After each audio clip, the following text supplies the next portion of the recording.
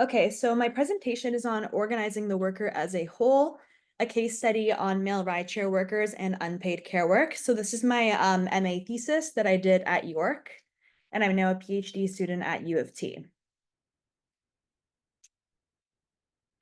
So the topic of my research is rideshare work in the platform economy and shifting masculinities. Fieldwork was conducted with rideshare workers with dependents in the Greater Toronto Area.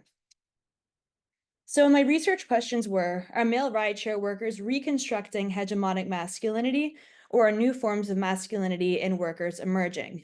Do male rideshare workers engage in this work to balance paid work with unpaid social reproductive work, or to supplement other income generating activities and to maintain the male breadwinner role? So I argue that male rideshare workers are both reconstructing hegemonic masculinities by taking on multiple jobs to provide for their families, and also diverging from them through taking on social reproductive labor. So I also argue that male rideshare workers' capacity to perform social reproduction is hampered by the flexible nature of rideshare work.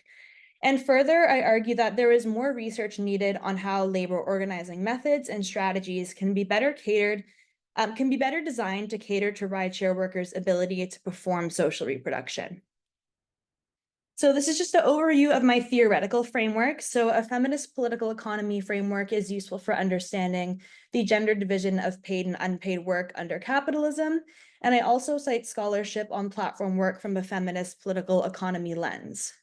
So social reproduction theory is situated within a FPE framework and acknowledges the contradiction of capitalism's devaluing of unpaid social reproductive work, yet its reliance on it for the regeneration of labor power. I situate neoliberal capitalism as emerging in the 70s and early 80s and positioning market relations as essential to human freedom, including the freedom to choose where and when you work, and this is aligned with the be your own boss sentiment from platforms. So hegemonic masculinities reproduce patriarchy, the breadwinning norm included. Masculinities also must be understood as ever in flux and shifting, including as political economies shift. So all participants in this thesis are South Asian, reflecting a racialized workforce. In Kukreja's study on South Asian male migrants in Greece, participants perceived their masculinity as failed when they did not achieve successful manhood, which included marriage and the breadwinner norm. So all participants in this thesis are married, and most are striving to uphold the breadwinner status. So it's imperative to note that there is not one form of South Asian masculinity, and they shift throughout cultural and historical contexts. A labor geography and precarity lens is useful for looking at precarity as a social relation of employment rather than simply as an employment relation. Precarious lives exist outside of direct employment, and this thesis looks at how unpaid social reproduction responsibilities and gendered relationship dynamics contribute to precarious lives. So I also interject into scholarship on platform and gig work, aligning with Tucker's claim that while all platform work is a form of gig work, not all gig work is platform work. Platform work is reliant on the digital economy and data collection, while plenty of gig work exists outside of platforms. So I conducted 11 semi-structured interviews from July to October of 2023, all of which were on Zoom.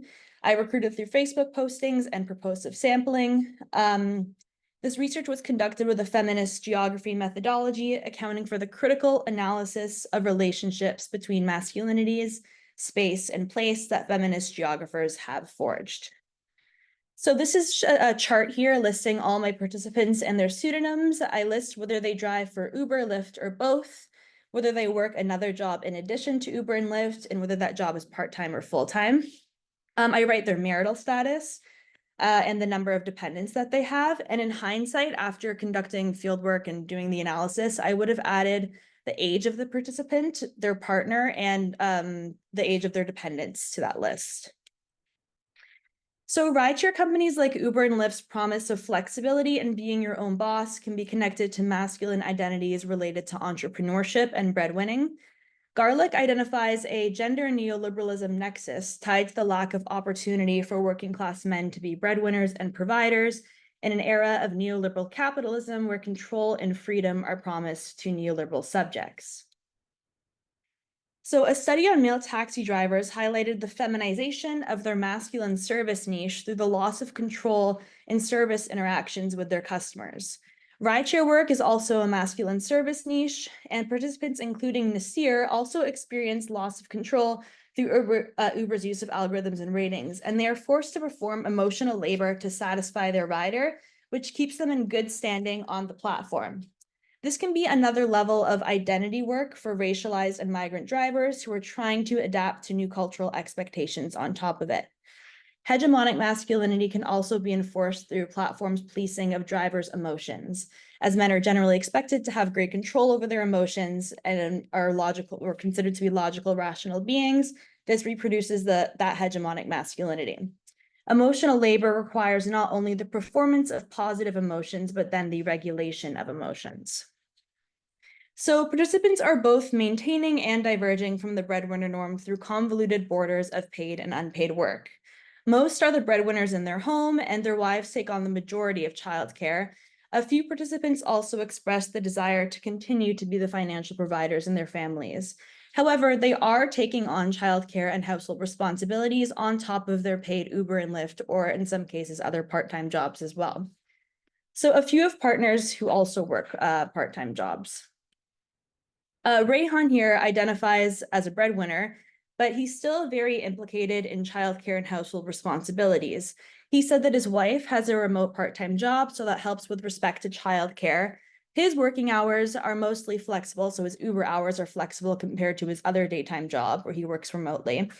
When his wife is working and doing chores in the home, he takes care of the baby, and when she's in calls and meetings, so they just shift over depending on who's doing the work, the paid work throughout the day.